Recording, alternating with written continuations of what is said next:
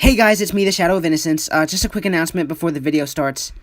Stupid me didn't realize there was a vital piece to my mic that was missing, so now the audio is no good. Which means I can't use the mic, and the audio quality on this video is going to be a lot lower than it usually is, and again, I'm very sorry for that inconvenience.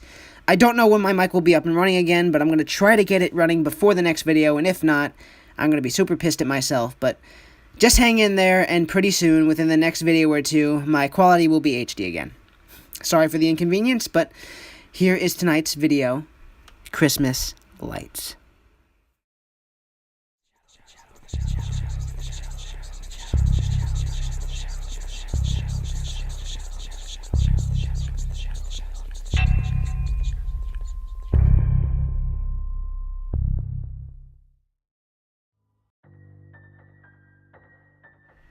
My name is Luke, and I used to have a best friend. Her name was Haley. We were both in 8th grade at the time. She always smelled like lilacs and was obsessed with Ouija boards.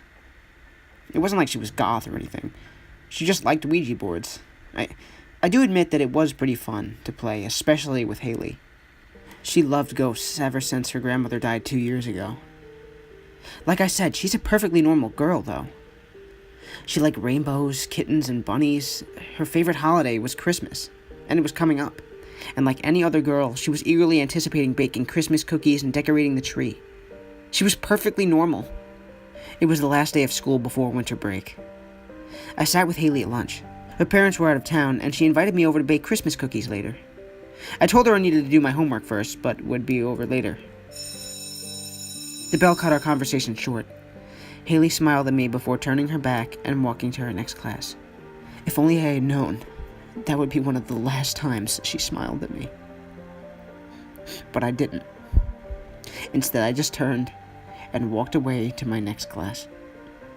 I went over to Haley's later that day to bake cookies and decorate the tree. Everything was fine. We had fun singing Christmas tunes and decking the halls. Haley loved Christmas lights, and soon became infatuated with a string of red pentagram-like stars. She used them to decorate the mantle.